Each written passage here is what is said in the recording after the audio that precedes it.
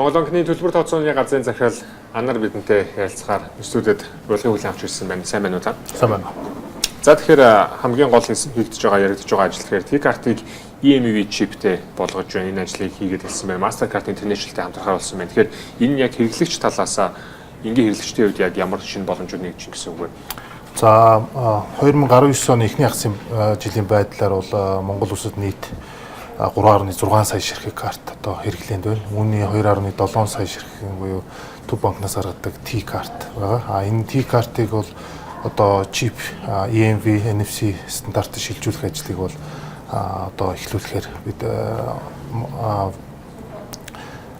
Mastercard компанитай одоо гэрээнд гарын үсэг зурлаа. Энийг хэрэгжүүлснээр хэрэглэгч талаас ямар одоо ач холбогдолтой вэ гэхээр зэрэг мэдээж одоо өнөөгийн үед бол картаар дамжсан одоо хулгай тий энэ нууцлал аюулгүй байдлыг бол одоо илүү хангасан олон улсын стандартад хангасан ийм карттай болох юм аа. Төгрөгийн T-карт маань өөрөө чиптэй болсноор ийм одоо давуу талууд бий болох юм. Яг гүйлгээ талаас юу гэсэн үг вэ? Мэдээж хэрэг за муухайгаар хэлэхэд зарим талаар бол үйлчлэгчид бас аюулгүй байдал талыг төдийлөн мэддэггүй байх. Яг үйлчлэгээ талаас гүйлгээ хийхэд хэлбэр байна уу үгүй юу гэдгийг бол шууд анзаараад байдаг л да.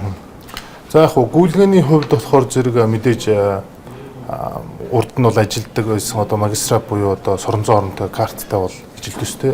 Юугаараа илүү болж байгаа вэ гэхээр зэрэг тухайн гүйлгээ тутамд одоо үүсэж байгаа пин код нь өөрчлөгдөх юм. Хэрэглэгчийн өөрийн хийдэг пин код байгаа ч гэсэн дээр нь одоо тухайн гүйлгээ болон дээр өөрчлөгдөж идэг пин код нь ингээ өөрчлөгдөж идэг. Энэ технологи одоо суурьснараа илүү давуу талтай болно. Энэ одоо EMV стандартад орсноороо ер нь цаашид яах вэ гэхээр зэрэг финтек компаниуд төлбөр тооцоо гар утас руугаа шилжих боломж нь илүү бий болох. Энэ EMV стандарт маань өөрөө одоо энэ төлбөр тооцооны одоо суур болцсон. Өнөө үед бол суур болцсон стандарт. Тэгэхээр зэрэг ингэ шилжснээрээ одоо гар утас руу шилждэг одоо төлбөрийн карт гар утсандаа ингээд төлбөр тооцоо хийх боломжууд нь илүү нэгдэх гэсэн.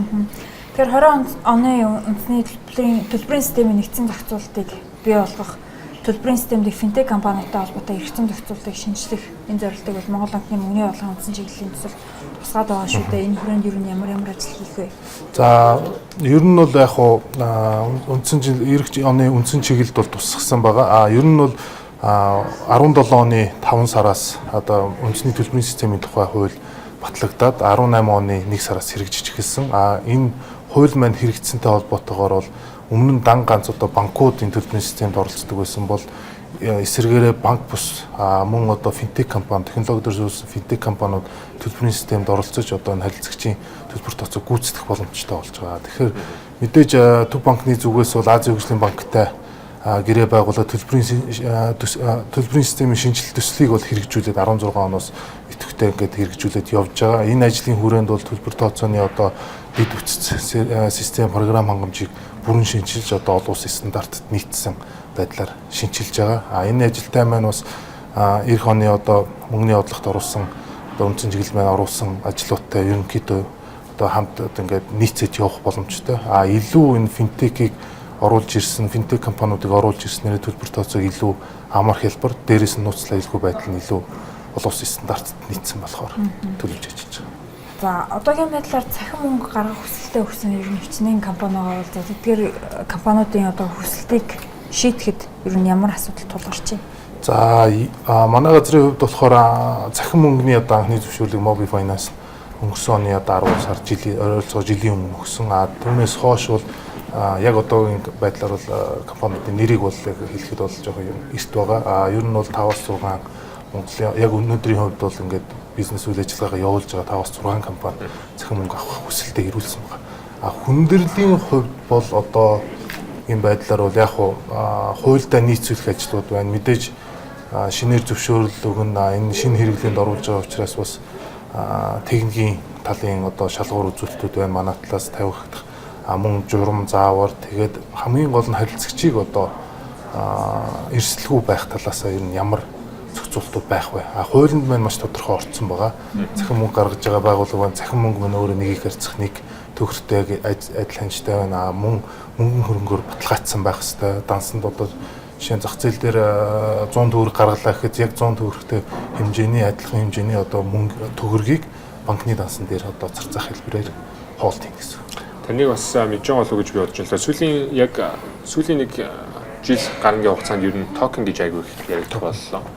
Тэгэхээр Монголын зах зээл бас орохыг сонирхолтойгоо Японы болон барууны нэлээд олон компаниудын төлөөлөл хурж иж зах зээлээ судлах. За зарим талаараа бол түншүүдээ олох ажлуудыг хийж авах шиг байна л да. Энэ тал дээр ер нь одоогийн байдлаар зохицуулалт хэр байгаа вэ? Иймэрхүү үйлчлэгээнүүдийг нэвтрүүлэхэд хэр бэлэн байна вэ Монголын зах зээл? Токены хувьд бол мэдээж яригдах ёстой. Одоо нууц аюулгүй байдлын хувьд бол хамгийн түрүүнд яригдах ёстой зүйл. Манай одоо төв банкн дээр бол ерөнхийдөө токеныг бол Монгол улсын хэмжээнд нэг токентэй байхаар одоо ажлыг бол эхлүүлээд явж байгаа. Гадны одоо олон улсын open tender зарлана. Энэ тендерээр бол Монгол улсын одоо токен буюу одоо Монгол улсад хэрэглэгдэх токеныг нэгдсэн одоо байдлаар зохицуулахаар бүтээл ажлыг явуулж байгаа. Яг өнөөдрийн байдлаар яг манай улсыг харах юм бол цахим төлбөр тооцооны хэрэглээ ер нь хэр их өсөж байна? Бэлэн мөнгөний хэрэглээ хэр өөрчлөгдөж байна? Буурч байна уу? Мэдээж бэлэн мөнгөний хэрэглээ бол байгаа. Харьцангуй сүүлийн 1-2 жилийн хувьд бол дан ганц одоо финтек гэхгүй банкуд маань өөрсдөө аппликейшнтэй болсон төлбөр тооцоог Монгол онгоноор дамжуулдаг нь 24/7-оор бол дамжуулж байгаа. Мэдээж бидний харж байгаа статистик судалгаа тоогоор баримтаар бол сүүлийн жилүүдэд бол одоо бэлэн бусаар хийж байгаа төлбөр тооцооны мөнгөн дүн гүйлгээний тоо маань эрс нэмэгдэж байгаа. Энэ бол одоо яг хөө эдийн засаг одоо тэлж байгаагийн бас нэг гол үзүүлэлт болж байгаа болов уу гэж үзэж байгаа. Нэг анхаарал татж байгаа гэх юм бол ер нь Монгол аппликейшн хөгжүүлэгчид бол нэлээд олон болсон байна. Ялангуяа WeChat-ийг ч юм уу, Alipay-г ч юм уу дуурайлгах төсөөтэй үйлчлэгээ гаргах сонирхолтой компаниуд нэлээд олон байна л да. Тэгэхээр энэ бас төв банкны үйл ажиллагаатай хэлхэн уялдаж байна. Ямар боломжуудыг бий болгож байна. Нөгөө талаасаа зохицуулалт хийхэд хүндрэл учруулж байна. За одоо аппликейшн дээр суурилсан төлбөр тооцоо хийх боломж сүүлийн үед бол манад бий болж байгаа. Түрүүн би дурдсан үндэсний төлбөрийн системийн тухай хууль батлагдсан. Хуультай нийцүүлээд одоо төлбөр тооцооны төлөөлөгчийн банк гэдэг шинэ одоо зөвшөөрөл авах банкуд гарч ирсэн. Энэ банкуд маань яах вэ гэхээр зэрэг одоо яг технологи дээр суурилсан, аппликейшн дээр суурилсан одоо энэ финтек компаниудад зориулсан үйлчилгээ гаргах боломжтой болж байгаа гэсэн. Өмнөөс нь төлбөр тооцоог банк нь өмнөөс нь хийж өгнө. Аппликейшн дээрээ бол одоо юу гэдэг төлбөр тооцоогоо хийгээд явчихна. Цааталтнууд сэтэлментийн банкны сүлжээгээр банкны системээр явах боломжтой болж байна. Ер нь цаашдаа манай улсын хувьд ер нь 100% бэлэн бус гүйлгээтэй орнох боломж байдаг юм уу? Та бүгд юу гэж харддаг юм? Бидний зүгээс бол 100% одоо бэлэн бус гүйлгээтэй орн болох боломж бол бий. Яагаад тэгэхээр бидний хувьд бол 3.2 сая хүнтэй байна. Нийт 3.6 бараг ойролцоогоор 4 сая давхарцсан доогоор 4 сая карт байна. Иргэн бүр одоо данстай. Нийт одоо гар утас хэрэглэгчдийн тоо 4 саягаар авцсан. Тэгэхээр зэрэг бидний хувьд бол дэд бүтц маань бол бэлэн байгаа. Энэ дээр юу ажиллах ёстой вэ гэхээр зэрэг одоо финтек компаниуд мэдээж хуулийн хүрээнд бол мэдээж хуулийн зохицуултууд зарим нэгэн хуулийн зохицуултууд орох шаардлага гарна.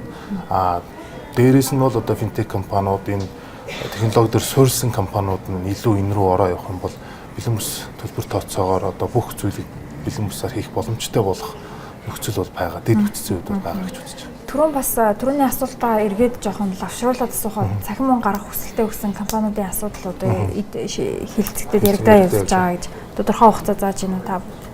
Яг хуулийн өрөөнд бид нар материал авснаас хойш хугацаа байгаа. Хугацаандаа бол бид нар мэдээж тухайн ирүүлсэн материалтай танилцсан дутуу зүйлийг бол нэмж авч байгаа. Тэгээд эцсийн байдлаар одоо төлбөр тооцоо оролцох боломжтой болсон тухайн компаниуд зөвшөөрлөг өгье.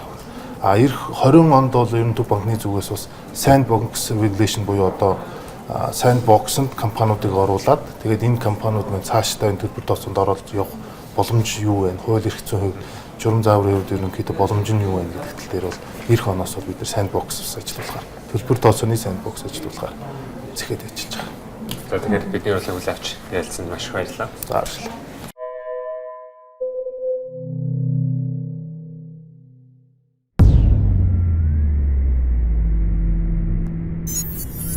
Инновац 2050 зөвхөн Bloomberg телевизээр